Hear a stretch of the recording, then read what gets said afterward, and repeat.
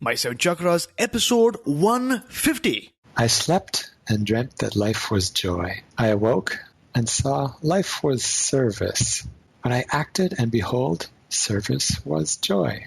The seven chakras, swirling vortices of energy, positioned throughout our body from the base of the spine to the crown of the head. For thousands of years, this ancient wisdom has been passed on from master to disciple. What are the functions of these energy centers? And could these chakras help you unlock your destiny and find your true purpose? Welcome to My Seven Chakras. And now, your host, Aditya Jai Kumar.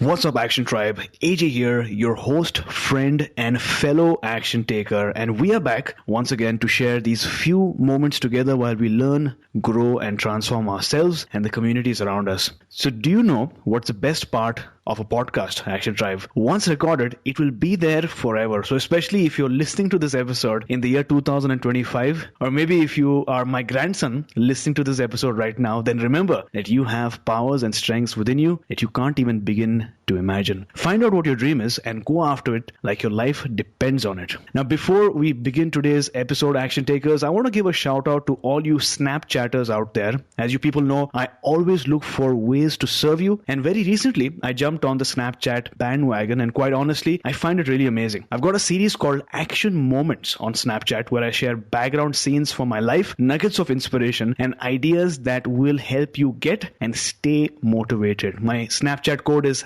AJ_Action Taker. Once again, that's AJ_Action Taker. So join me on Snapchat. Let's connect. Let's take another step on our human revolution. And with that, Action Tribe, we are ready to welcome our featured guest for today, who is going to talk about one of my favorite topics, dreams. And our featured guest for today is Craig Sim Webb. So Craig, are you ready to inspire? Absolutely. There, I just took an in-breath. That's French. In French, we say inspire. Oh, awesome. So Craig Sim Webb is a speaker, author, and researcher on dreams, applied psychology and consciousness, as well as physicist and biomedical inventor. His life path was set in motion 3 decades ago when he nearly drowned on a rafting trip and then suddenly began recalling up to 10 dreams per day and having powerful, lucid, and vision dreams. A McGill University graduate with pioneering dream research at Stanford University and Montreal's Sacré-Cœur Hospital, he has designed personal development and biofeedback tools with worldwide distribution, trained for a decade in communications and conflict resolution, and helped found and produce Making Contact, a well-respected international radio show that has aired weekly on 150 to 250 radio stations since 1995. So Craig, I've given our listeners an intro, but I'm sure our listeners would like to know a bit more about you before we move on. Wow. Well, thanks for the sweet intro there. List of accomplishments, but not necessarily who I am. So hopefully some of that comes across too. A little friendly, playful, and use good discrimination to help people get connected with their passion as I share mine. And I guess my story is an interesting one from our cultural point of view, sort of the industrialized and a little more scientific world. I was actually a good physicist, studying physics at McGill, and very objective oriented. I was trained in science, but then I had a powerful near-death experience. And you know what, AJ? It lasted 4 years, and then I got a diploma for it. It's called a Bachelor in Science. That was my near-death experience. And I joke about it a little bit, and I actually really appreciate my degree and value it, but it's true somehow that part of me was dying off. I was just being trained in sort of mind, intellect, study, fix, rather than some other skills, emotional skills, heart connect. And so I think part of me was literally dying. But I actually also had a physical near-death experience, stuck under a raft. Whitewater rafting in Quebec City. I actually fell off the back and got stuck under a raft. And it was pretty quick, and I didn't have time to gasp for air, so I'm kind of stuck there, trying to fight and flight. And all of a sudden, it kind of went from this real upsetting fear, shock, scramble into this rich peace. And I remember it was kind of like, wow, this is nice, surprising. And then long story short, I believe the guide pulled me out, but I did manage to raft the rest of the day okay, and I made it past that strange kind of moment, near drowning, I believe. And then I started remembering up to 10 dreams a day, like you said before, which maybe I had one a month before that. I wasn't against it, but I wasn't really like fascinated or anything. But with 10 a day, I started recording them, having lucid dreams, actual dreams that came true. Ever had a dream that came true or that you feel came true, AJ? Not something that came true, but I have these recurring dreams sometimes which seems like it's a sign. And that's one of the questions I have for you later on in the show is, what if you have a particular symbol that you see in your dream? Is your dream trying to tell you something? What's exactly happening? But I'm sure we're going to learn more about that in a while. Well, anyway, so long story short, I continued physics, graduated there, but I added to it. Now I can somewhat happily, there's a little laugh here, call myself a recovering thinkaholic because I'm not just stuck analyzing, fixing, and kind of intellectualizing everything. I actually, hopefully, am a bit more connected with heart, humor, people, environment, and some of the things that have, at least I hope, helped to round out my larger being here. Well, thanks a lot for that wonderful intro. And before we actually begin today's episode, we're going to take a few moments to bask in some inspiration and get ready for the stories that you're about to share. And we usually do that with the help of an inspirational quote. Sound like a plan? Sounds great, yeah. Great. Little short nuggets that grow into beautiful plants in our mind garden and then our actions in our lives, hopefully. Wonderful. So, Craig, what is your favorite inspirational quote? And also tell us, how do you apply this quote to your life? Wow, there's so many, by the way. If people like inspirational quotes, they can visit the website, craigwebb.ca, and sign up for daily quotes there. But one that really sparks me because it seems to hold so much truth, and it can be pondered over time, not just quick fix, is Rabindranath Tagore, a mystic poet, playwright, essayist. And he says, "I slept and dreamt that life was joy. I awoke and saw life was service. But I acted and behold, service was joy." That is really a powerful quote that you shared. And in fact, I totally resound with that quote as well. Service is joy. And Tony Robbins is somebody who I really look up to. And he talks about two factors that are really important in order to feel fulfilled. And he talks about contribution and personal development. If you read a lot of books, you're developing personally. But if you're not able to contribute, as you mentioned, if you're not able to do the service, you won't feel that joy. So thanks a lot for sharing that really powerful quote. We'll have that in the show notes as well. Okay, great. So let's dive in, Craig. What inspired you to start Dream Foundation? Well, I guess this kind of strange, I might call it an opening of getting 10 dreams a day, lucid dreams, dreams that seem to come true, premonitions and things. At first, kind of blew my mind, literally. And then it got intriguing enough that I started researching. I didn't throw out my science part, but I started to use it and be more open, exploring. Ended up researching at Stanford.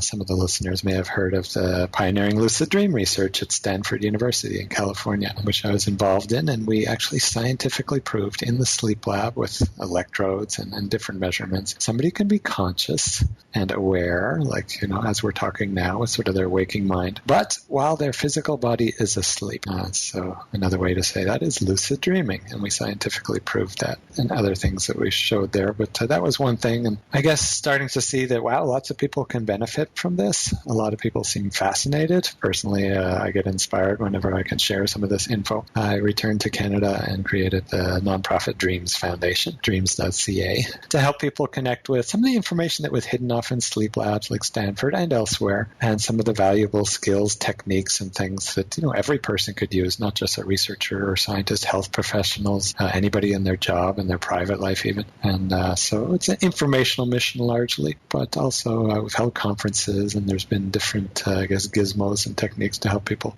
get connected with their dreams and then act on them to bring that joy, wisdom, insight into life. Wonderful. So firstly, I'm sure that it blew your mind because, as you mentioned, you've got a science background, right? Yeah. You got a test and validate background. And when you had these experiences, it completely blew your mind. But then you went on and you pursued research, and you found out through your research that someone can be conscious and aware while their physical body is sleeping. So for someone who is completely new to the world of lucid dreaming, could you elaborate a bit on this phenomena of being consciously aware while the body is sleeping? And how is this different from astral projection, another term that's sometimes used interchangeably? Mm-hmm. And out-of-body experience. There's a number of terms out there. So they might be like various gradations of color. Let's say different blues would be some of the different phrases. So they don't have to be exactly the same, and each person might perceive them or use them a little differently. But let's say most of those experiences are quite different than, normal dream, or I just slept, or I spaced out, or different things, which would be equivalent to different colors. So specifically, lucid dreaming is different because I'll give analogies first, and then maybe I'll give a couple of examples. Sure. But something like Dorothy, when in The Wizard of Oz, she goes, "Wow, the world just went from black and white into full color. I don't think we're in Kansas anymore, Toto." Sort of this whole experience is very real. Our waking mind, to some degree, not necessarily 100%, but is there. Our memory sometimes discrimination, sometimes not.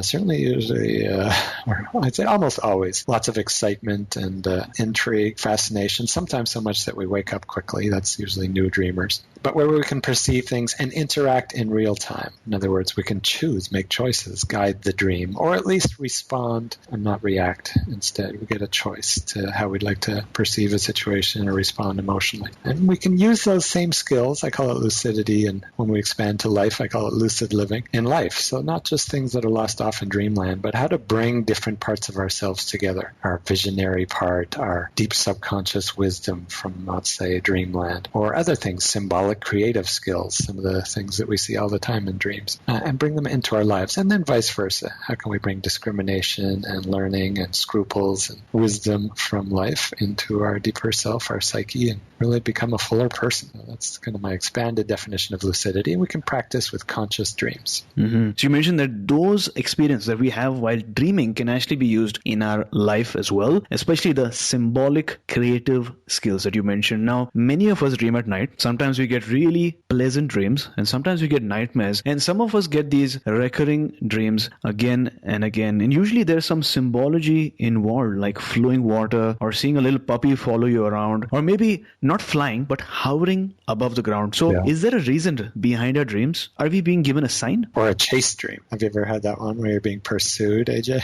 I've not really had a chase dream, but I mean I've been chased by a puppy, like I mentioned. A little puppy is following me around. I don't know why that's happening, but I've had that. All right. Well, the feelings, this is a little moment for interpretation, because it's not just lucid dreaming, it's interpreting, understanding, and getting the lesson. The feeling is really crucial for understanding what it might be connected with in life. Probably it's not a literal that there's going to be a little puppy following you around like a premonition. Yeah. Probably more symbolic, but you could go with the feeling. Do you remember the feeling? It was really pleasant, Craig. It was a sunny day, warm sunshine, pleasant wind, and the puppy was the thought that came to my mind was being loyal, and being protective. That's what I got. Okay, great. Well, in the larger picture, I don't think it takes Carl Jung or Sigmund Freud to figure that one out. It suggests personality characteristics that you probably enjoy and the people you like to have around you, and also maybe that at that time or whenever you have the dream, if it's recurring, that you might be becoming more natural, outdoors, connected with nature, and in that kind of expansive feeling space of a little puppy, playful, safe, loyal. So qualities shown by some part of you that likes to be with you, but may not always be. So if it's outside you in the dreams and the feeling's not great, it might be a little reminder, don't forget about me. I need to be taken for walks and I need to play often. I have that same one with the dogs too, so I can resonate with you there. But nightmares usually starting to go into unpleasant dreams, or little kids sometimes say bad dreams. Yes. I say, did you have a nightmare? No, but I had a bad dream. So the language might shift a little bit. But here, there's a big lesson there I like to kind of frame in one quick sentence, and that is, nightmares, lucky you. And I say lucky you because really it's a gift if we get to use it in the right way, if we kind of understand what it's for. Maybe like the warning light on the car. If we're going to have oil light flashing, what do? Well, maybe we go for an oil change or something like that, get a little checkup. At that point, it's maybe $20, $50, something like that, and we keep our car healthy. If we ignore it, put a Band-Aid over the oil light, etc., if we pull a battery from the smoke alarm, then big problems happen down the road. road or are much more likely. So same thing for nightmares. We're getting a strong message from the psyche, usually kind of knocking us awake, gasp, short of breath, upsetting, sweating. And hopefully we don't just get like a rush and a wakefulness. We get the message. And first off, we probably end the recurring nightmares. I can give a great example if you like. But more important is if we get the lesson emotionally or sometimes quite literal, like change the brakes on the car. If our car is failing brakes, we prevent really serious problems. And we'll mention a few more of those when we speak about health a little later, I think. So nightmares can be a big payoff. There's learning, not just learning emotions. Like nightmares teach us new ways to think and not react, etc. But learning skills, physical skills we can train. Like the German Olympic ski team actually uses lucid dreaming to practice aerial maneuvers before they try them out. And it's been proven by various research, not just dream research, but including dream research, to actually train our physical, synapses, senses a little bit, even our muscles, strengthen our muscles, more blood flow and such. So we're not skiing fully in bed there, but we're training a lot of our physiology to ski or whatever skill we're practicing. Dreams can be fun, adventure, wish fulfillment. Lots of great things happen there that are a little bit away from the laws of physics and society. So why not have the most amazing matrix, awesome experience? And then spiritual fulfillment, really breaking through in our big life lessons, attaining high states and freeing ourselves from some of our limitations. There's lots of payoffs. Now, without a doubt, I'm sure that dreaming or having these lucid dreams are amazing. Now, for someone who might have had such experiences in the past and wants to get a better idea of whether they're actually lucid dreaming or not, are there any signs while dreaming or something that a person can do to become more conscious while they're dreaming? Absolutely. And great question. Everybody wants to know the quick fix. How do I microwave oven my lucid dreams, right? And not so many people, or not as many people, use microwave ovens now. So maybe I'm dating myself here a little bit. But something that seemed great, we want quickly, may not have the full gifts because, well, part of the gift is in the mastery, the confidence, and the process itself, the joy of the adventure, not just the end. But also a slow-growing skill to keep in mind. We don't give like a high-power slingshot to a little 4 or 5-year-old just because it's a bit risky. But for an older person, they might have really good chance with target practice, lots of fun. And if they really need to at some point on a survival hunt, maybe they can get themselves fed or something like that, or hit a keen target or whatever. So a skill that has some questions around it to keep safe. In this case, lucid dreaming, we want to make sure we stay balanced in our lives. We're going to start adding a lot of awareness, connecting with deeper realms that we normally don't access with waking mind. We can ask questions. We can move things at the root level that then become our actions, and sometimes even they skip the action step and magically end up as events in our life, but they certainly affect us emotionally, mentally, change our viewpoint. So we want to kind of slow, organically grow that. Stay balanced means, eat well if we're starting to explore a lot of lucid dreams. Make sure that we stay connected with social, friends, family, sleep enough, and that can help with lucid dreaming. So that's actually the first technique. Stay balanced so that when you get some amazing experiences, you don't go off the deep end. And then other little more practical things. There's some great tips at dreams.ca there. Pathways to lucidity. People can check that out. But I'll give one or two here. Another one would be to have a really light, clear mind. In other words, lucid, sort of the core word there is light and feeling light, feeling free, not having too many concerns, not caught up in stress, focusing on the future or guilt or that kind of thing, which is focusing on the past. Really present.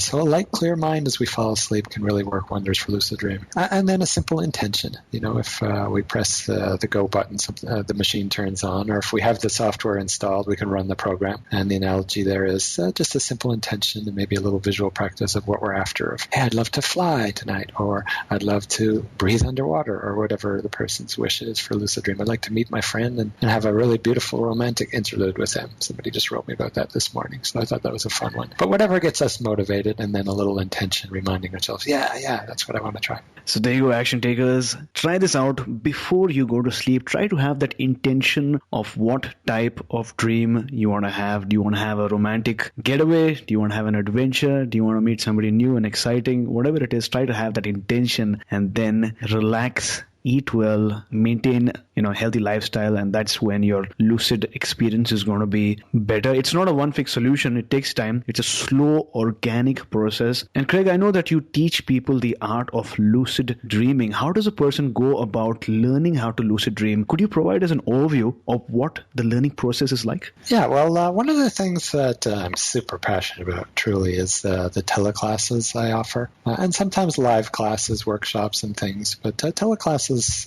it's not only my namesake here, the web, Craig Webb on the web, but it allows people to, at a distance, really connect in a rich way, and then also go to sleep right after class, because it's in the evening most of the time, and then practice actual techniques. So I'm really in the try it out, don't just accept my teachings as for face value. I'll give you more experiences, techniques, and maybe a few ideas and stories that people have tried or that I've tried. But everybody in the teleclasses really has to practice and try it. So it's a very, I guess, dreams on, kind of like hands-on kind of skill. And specific things that I say that really help for people to learn that is, first off, recognize what I said about the light, clear mind. And that's actually the aim that we're after for our lives, too. Because anything we want to learn in dreams, we want to be able to apply in life. So being fully lucid, freer in life is kind of one of our goals, lucid living. One thing to really help stay motivated long-term, because it's not a quick fix or it's kind of immediate skill for everybody, is to have a team or a group that you regularly share with, or friends that you talk back and forth to. Because after a week with our super busy society, tweets, emails,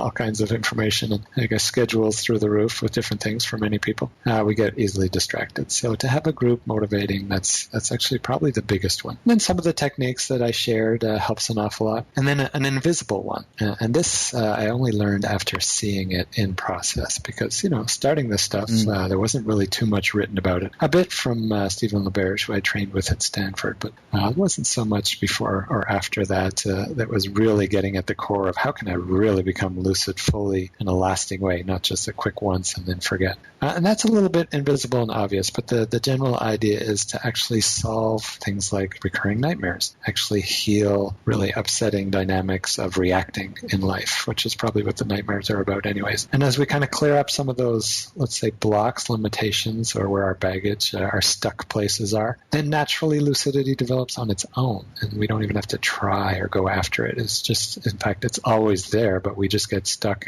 or get hidden or crunched under it.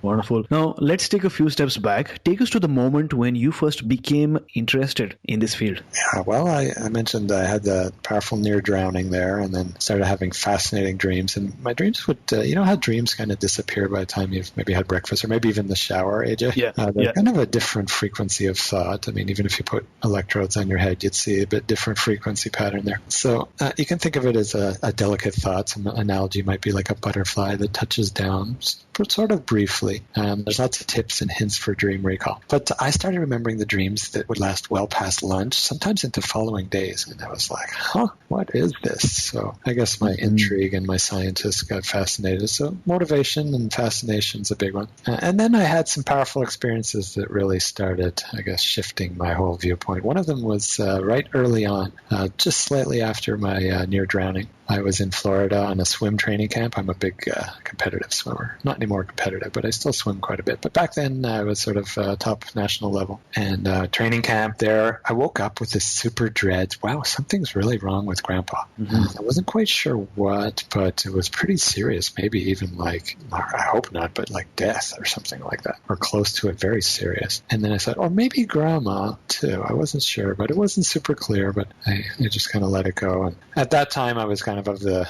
model of, bad dream, that's too bad. But after swim practice, it was still there. And the feeling was really strong enough for me as a pretty objective scientist still to call Canada from Florida and say, hey, to my parents, is everything okay with Grandpa? Because I know it's weird, but I had this dream and I don't want to freak you out, but could you check and just let me know?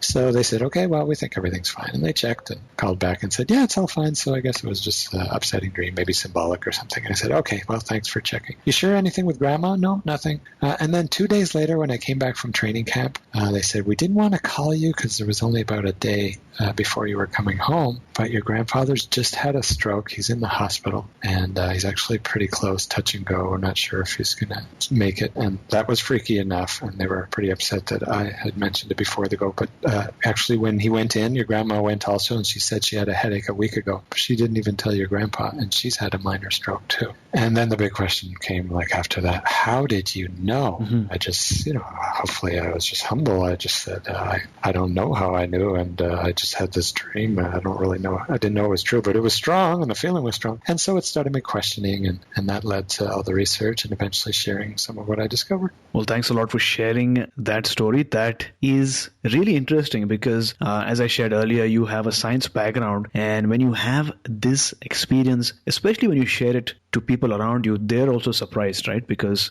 they might not expect such a prediction or such an experience from your end. So thanks a lot for sharing this with us. Sure. I'd say recovering thinkaholics. So I hope that folks out there who are training just pretty strictly science or computer programming or strong intellectual will consider things like empathy and spiritual, maybe lucid dreaming explorations or nature, athletic skills. Keep the balance. I think, you can definitely have a specialty, but well-rounded seems much healthier, and it's brought me more joy anyway. And speaking about balance, Craig, on the show, we're all about getting and staying healthy. So is there a simple yet effective health tip that you always have on your mind? Well, I'd say watch dreams. That's actually one of the biggest applications or benefits of dreams, AJ. People don't really notice it or think about it or review it. But even if you never go to the deep interpretation level of trying to understand symbolism and emotions and all that, sometimes dreams are very literal. Like if I dream of oranges, usually that day or for the week, I'll just eat oranges, just like very direct and literal.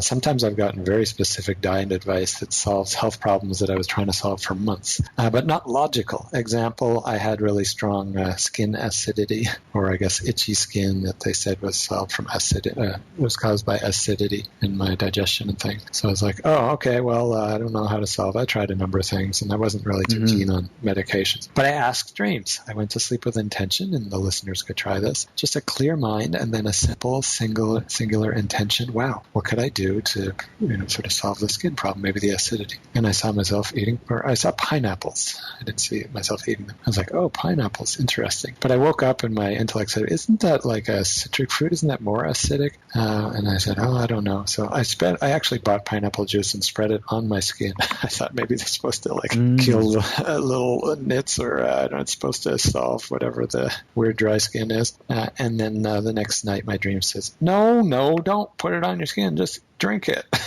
So I actually had a follow-up dream that said, no, we meant literally. You don't have to do anything too fancy. I felt a bit silly. But the thing was that I learned only a month or two later, for some reason, actually, pineapples creates an alkaline reaction in the body and helps with acidity. And who knew? So watching dreams for daily diet advice or exercise advice, that's pretty common too. And sometimes very accurate health diagnosis, prognosis, prodromal dreams. They actually tune into illnesses like cancer even before we know that we have it. And other pretty surprising things. In fact, have you ever seen the snake around, two snakes around a staff in the medical symbol? Yeah. For like World Health Organization, CMA, AMA, it's pretty common. Not all. There's some with one snake and some with two. But the AMA and CMA and World Health all have one. And that comes from the staff of Asclepius. And the snake was one of his familiars. And Asclepius was a Greek god from healing temples that lasted about 1,600 years all around the Mediterranean, mainly Greece, but all around, where people would come to have healing dreams and solve their health issues, get diagnosis, solutions, or sometimes literally right in the dream have the healing. So it's a pretty big payoff just to watch dreams. Wow, I never knew that. And I'm sure a lot of our action takers have seen that symbol, but didn't sort of make that connection. This is a wonderful story that you shared. And Action Tribe, to access the show notes for today's episode, visit my7chakras.com/150. That's my7chakras.com/150. Every great dream begins with a dreamer. Always remember, you have within you the strength, the patience, and the passion to reach for the stars to change the world. This is a profound quote by Harriet Tubman, who was well known for risking her life as a conductor in the Underground Railroad, which led escaped slaves to freedom in the North. That is so true, action takers. No matter where you are right now, no matter what your financial condition is, or no matter what your education level is, as you've heard so far, dreams have immense power. If you stick to your values, you have a strong mission, and you continuously take action, no matter how slow the process might seem, you stick to it with all your strength and tenacity, patience and passion, then before you know it, when you look back, you will have millions of people following you, inspired by what you do and who you are. That is how a revolution begins, right? But remember to push beyond your challenges. And on the same topic of challenges, Craig, take us back to a time when you faced a major challenge. How did you look at the situation, and then how did you finally overcome it? Well, there's been plenty of challenges in this path. First one was finding a way to make ends meet while exploring something that was a bit vague, because it's at the time, even still, but it's a bit more of a, let's say, outside track of how can dreams be helpful. It wasn't too mainstream. Now it's growing. And then I realized, well, first off, like you just said, AJ, if it's my passion, somehow life will support me and it will work. So various things happened. But when the challenge really came, I just kind of asked to dreams, and they would guide me of ways to do presentations. If you say this and this in that interview, or if you add this into the workshop you give today, it'll really help a lot. So I would add specific things like the story of a person who faced nightmares and solved them forever using lucid dreaming. Wow. And it's a little bit tough to track, but I started getting more and more clients, and dreams guided me to lead teleclasses. Well, we could reach more people, and in a pretty non-intrusive way. And those people can easily find you. Sometimes a couple cases at least, and maybe others where they didn't tell me. People have actually dreamt my name without ever having heard of me. And I'm thinking of this one woman from Ireland, and she was looking like that week, I really want to increase my mastery in understanding dreams and maybe becoming more conscious. And she dreamt my name and said, go on the website and search this and then take the class. And she wrote me and said, I know this is weird, but I just found you on the internet, and are you offering classes? And I said, oh, I'm glad I followed that dream. And then I said, wow, you dreamt this? That's pretty good. If I was you, I would probably join the class that's starting, and take a guess here, this week. And they don't start every week. They start like every session, maybe every 3-4 months. And she said, wow. And she joined and had some nice breakthroughs. So one of the things, I guess, that I practice, but I also speak about is the ways the dreams have been practically valuable for even just getting the message about dreams out. And so making ends meet to be able to do that. So looking back now, in just one sentence, what is that one major life lesson that you'd like to share with our action takers? Probably the most important lesson I've seen from dreams is almost like a conundrum there. It's actually to get the lesson. So the lesson here is to get the lesson. But I'll tell the story so that it has a little bit more impact. There was this game on internet. Maybe it's still there. I don't know. But a friend showed me a game called Sniper, I think it's called. I'm not sure the name of it. But I remember him showing like there was different sides and they fought it out. And you tried to steal the flag of the other team and this and that. And you could play against people on internet or on apps and things. And he said, you get to choose different roles like guard or runner or this and that. He said he always chooses the sniper position because the sniper would sit right at the middle of the halfway point where both sides would have to pass through with the flag if they had it. And he said, I'll just wait until the key moment when somebody steals our flag and then I'll pick them off.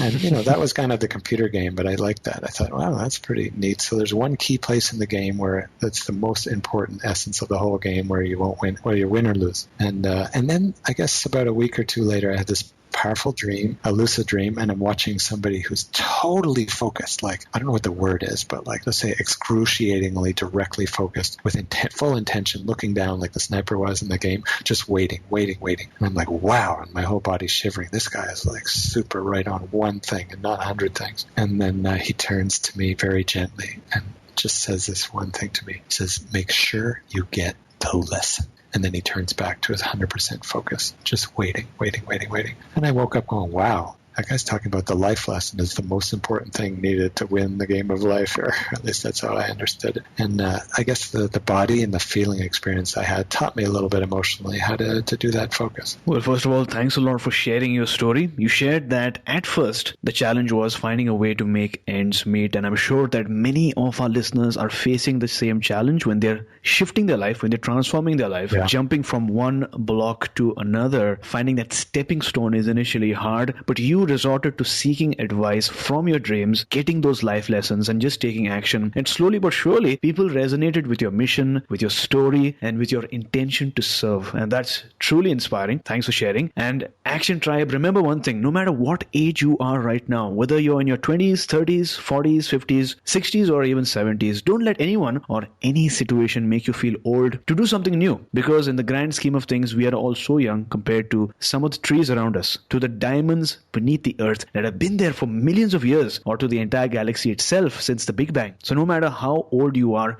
treat today as a brand new day and feel confident to turn a brand new page. And that's probably why C.S. Lewis once said, "You are never too old to set another goal or to dream a new dream." And on that note, Craig, have you found your life's calling? And if yes, what is your life's calling? Oh, that's a great one, AJ. And I would say that's the top priority, well, perhaps aside from getting the lesson, as I just shared. But for anybody, first, find out what you're super passionate about. I think it's Harold Thurman Whitman who said, don't necessarily just go out there and do what you think people need or what people want. Actually, just do what really makes you happy or what you're super passionate about, because that's what people really need. So it's kind of an interesting order of operations. I would say I've found it, but I have a challenge here, AJ, and the listeners can actually help with this, as maybe you, because I don't think calling is necessarily a finished thing. I actually saw, because I was asking that question to my dreams, as many other questions, I said, hey, how could I best serve? Or what's my greatest gift to people? What skills could I develop, etc.? I had a very, very, very powerful dream.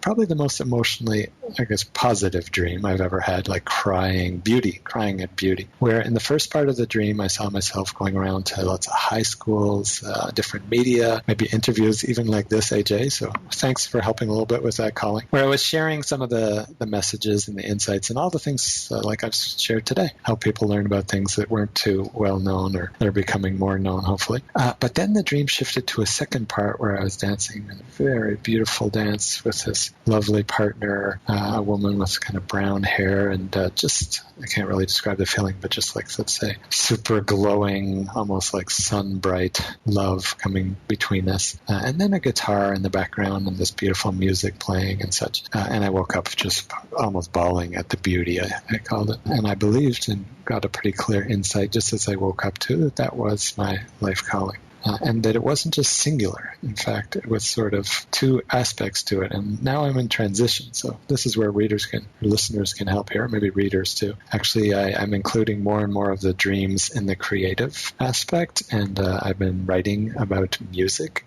quite a bit. I have a new book coming out, Dreams Behind the Music. Mm-hmm. People can go to the website, dreamsbehindthemusic.com and learn about that. But it details like over 200 dreams and over 100 major artists that you'd be super surprised, who very practically use their dreams, sometimes getting music, sometimes lyrics, sometimes career choices, and a few instances actually saving their lives or not, following guidance dreams that saved lives or not, and shown how in one specific realm, in artistry and music, could be very practical. And it's also inspiring me to share more music and dream-inspired music. Because I don't know about you, AJ, but I actually dream music a few times a week. Have you ever dreamt any like melodies or songs or sounds even? Not on my mind right now, but I'm sure I have, because I am all about music, Craig. I used to play the guitar, and one thing I regret is I don't have a guitar these days. I love music, and especially what I usually have on my playlist are these beautiful, epic movie themes, that I play in the morning to make me feel grand, to make me feel charged up, to make me feel motivated to take on the day. So music is definitely a core component of my life. Oh, do you know Howard Shore? So not too many people know the name, but you definitely have heard of like Lord of the Rings and other soundtracks. Of course, yeah. Pretty famous composer. He's not always known for his name, but he actually often uses dreams. He even promotes using dreams, not just using them himself, as a very valuable creative insight for musicians. Obviously for any artist, but in his case as a musician, he gets music. So I would encourage you, and I've done some research also to see is this something anybody can learn or how common is it? And 7 out of 8 students on the very first attempt of, hey, I'd love to have a music dream tonight. And then also 2 out of 2 proofreaders for the book who tried that experiment had success the very first night remembering a dream and hearing music. So it seems like something that's kind of just waiting for the asking. And if you want to try that, maybe you'll get inspired and pick up or get another guitar and share some of that with us. Because, like you said, it's these dreams inside that are kind of private, but if we act on them, then they become public and serve people, inspire, entertain, whatever. But without that action, we're kind of stuck. And I think Yoko Ono, a dream that we dream alone is just a dream. And a dream that we dream together, that's the beauty of our lives. And that's what we share in life. So take the action on something. But it has to be inspiring. So music is one thing that's inspiring more and more. And I hope people check out the book. It's got some pretty cool stories in there. That is so true. And I'm sure that people will love to go and learn more about how they can not only have these amazing dreams, these lucid dreams, but also tie in their dream experiences to their waking lives and use that to develop spiritually, professionally, relationship-wise, and also impact their communities in a positive way. But looking back now, Craig, was there ever a magical moment beyond which you were pretty sure that your life was going to transform? Take us back to that very moment. When it first happened, the whole rafting incident under the near drowning, I was kind of kidnapped. So I didn't have any certainty or unsureness. It just happened to me more like. But later on, I think, let's see, what was the big transition moment? I guess symbolically when I married it. So when I really kind of committed to a path of not just service, but the specific service of, offering out some of the dream wisdom or the lucid skills, or actually I've also created inventions, as you mentioned early on, that help people have lucid dreams. At Stanford, we designed a little sleep mask that helps you go lucid, and that's been sold around the world. The Nova Dreamer was the first, and there's copies now, but proven from the research. And so all these things, and I committed to it, and then it started really happening more and more. So I guess started sharing it, then I ended up at Stanford, then I created the invention, then came back, started the Dreams Foundation, which has had, incredible impact. I toured the world as a high-profile figure, speaking to lots of major media. Probably a rough estimate, at least 100 million, maybe a 250 million people received some of that information. And it's not to just say numbers is the important thing, but for me, I was following my passion because I love groups. I love speaking. I love sort of sharing ideas that are fresh and new. And I guess the Stanford research was kind of the turning point. But the moment I married it, I think was really changed it. And later I realized that. Well, thanks a lot for sharing that. And with that, we have finally arrived at the last portion of today's show, the Wisdom Round. And this is a rapid fire round. Are you ready? Okay, so quick answers. Soundbite. Great. So what is the best advice that you have ever received? I used to interview people in my life and say, hey, what's the best advice you can give me? And I remember one of them, this woman at work, the computer job I had a long time ago, she said, whatever you do, it's fine. Just do whatever is your passion. But whatever you do, become the truest and best at that. And really focus on it and just don't be haphazard, because then your gift will be fully given. I was like, wow, that's pretty good. So share with us one personal habit that keeps you going. Well, other than dreams and practicing dreams and lucidity and waking life, I think gratitude's a huge one. You mentioned about that a little bit, but even like an actual gratitude practice, 5-10 minutes before sleep. And I kind of do it in 2 phases. One, I'm grateful for things that life brought me during the day, just before sleep, to kind of resonate into a nice energetic emotional field. I'm grateful for, let's say, example tonight. Wow, that was a fun interview with AJ. I love that he offered a great forum for not only people to understand and get breakthroughs and try some stuff, get jazzed up, but also to help serve the life mission that I saw in my vision dream for sharing some of this with people. So I'm super grateful for that. And then I'll go on and on about maybe 5-10 things for 5 minutes. But then I'll switch to choices that I've made personally as, Craig here. And I'll appreciate myself, because it's easy to sort of appreciate life, but sometimes it's harder to love and open up to and celebrate ourselves and say actions, even tough actions that I did. Wow, that wasn't really obvious how I committed, let's say, an hour before the interview to kind of really think of a few things that I could serve with. I gave up part of my day, but I'm glad I did that. It felt good to kind of get quiet, and it feels good if even I get one email from a listener who says, wow, that was valuable, and then I'll forward it to AJ, but I'll know that, that was something I chose that felt good. Or I chose to drink a smoothie today rather than just have a humongous breakfast that kind of left me tired. So I'm happy for that. And then sometimes simple and sometimes bigger things, bigger choices. I'm glad I took that job. I'm glad I moved to California. I'm glad and then I go to sleep in a really rich state. Wonderful. So thanks a lot. Craig, what is your morning ritual like? Well, that was the evening ritual there. The morning ritual, first off, is really gather the dreams. Some of the top priorities come in the dreams. So just watching. And here's a little tip for listeners that is my actual morning priority. As I kind of lie there still, and it's not necessarily visual, but what's my first waking thought? Because we use the word thought for something a little different as an experience than a dream. But the thought is often kind of the action item that'll shift our priorities and comes from an intuitive place of that morning dream, but guides our day. So I'm lying there, do that. Then I'll often, either play music, read, something that kind of slowly speeds me up, sometimes exercise, and then I start to move into the day, have breakfast, shower needed, etc., and then do some work, emails, and things like that. But mostly it's a quiet time of first just receive inner info and then take in consciously some wise outer info, music, reading. Wonderful. So this is going to be a bit of a hard question, but what is the most inspiring book you've ever read? Oh, yeah, that's a good one.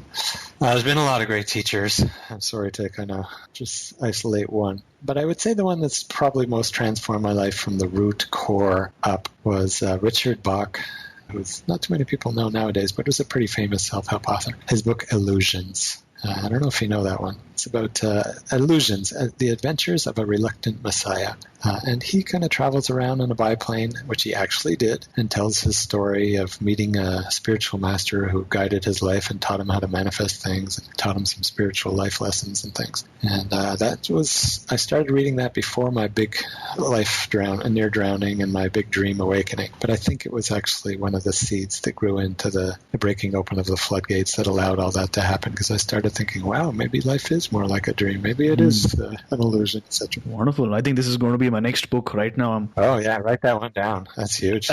I'm almost done with Creative Visualizations by Shakti Gawain, which I think is an amazing book. Phenomenal. I guess this will be my next book. So thanks a lot for sharing. And Action Tribe, to access the show notes for today's episode, visit www.my7chakras.com/150. That's my7chakras.com/150. So Craig, thank you so much for joining us today. Before you go, tell us one thing that you're really grateful for, and tell us the best way we can find you. I'm really grateful for, sounds like a bit of a continuing thing here, but I am super grateful for my dreams.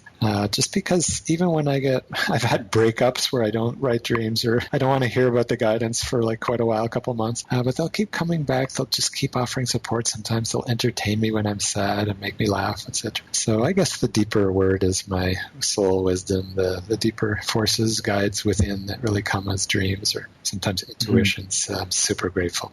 So hopefully people want to get in touch with that. And if they want to get in touch with that, that's often what I champion. So you can get in touch with me too, and I'll guide you as best I can towards that. A great website that goes right to the teleclass is Applied Dreaming, with 2 D's in the middle there, applieddreaming.com. And that people can check out the group team adventures where we all go together and explore and have super lucid, sometimes meetings across the continent where we learn things about the other person's room. We've had dreamers actually consciously go. Sometimes creative inspirations. I've actually met Shakti Gawain and spoken to her all about dreams. I'll send you an interview I did with her if you like. You could post it for your listeners if you like. So I guess the website, if they're more interested in having me share, let's say presentations, articles, things, craigwebb.ca. So 2 B's in web there. So craigwebb.ca, and that'll lead to most of the other things, including the new book, dreamsbehindthemusic.com, if people are really inspired to get creative dreaming and make some breakthroughs in their career. So there you go, Action Tribe. If you've heard so far, it means that you're really, really interested in learning more about your dreams, how to lucid dream, and use that to develop personally and get closer to that human transformation that we're all gunning for. So in order to learn more, go to applieddreaming.com, 2 Ds, applieddreaming.com. I'm going to have that in the show notes as well. And to learn more about Craig, learn about his story and the change that he's influencing on so many people around the world, go to craigwebb.ca, and then you'll get to know more. And we'll have both these links in the show notes as well. So, Craig, thank you so much for coming on our show, talking to us about the power of dreams and taking us one step closer to a human revolution. Well, I want to tell you, AJ, it brings me a ton of hope, too. I mean, I have lots of gratitude right in my chest right now. But to see you sharing such a passion, offering such a forum for people, hope for our planet, hope for people to connect with their truth, their inspiration. So in a fancy way, that's my long way of saying thanks so much for having me on and for doing what you do. Thanks, Craig. It's been such an honor, such a pleasure to have you on the show. And I'm sure that our listeners who are listening to this episode right now have got one more powerful reason, one more powerful step to not give up and to take a step forward. So thanks a lot. Great. And thanks to all the listeners who actually act on their dreams and make our world a little bit better. You were listening to My 7 Chakras. Go to mysevenchakras.com. Download your free gift, get inspired, and take action. Transform your life today.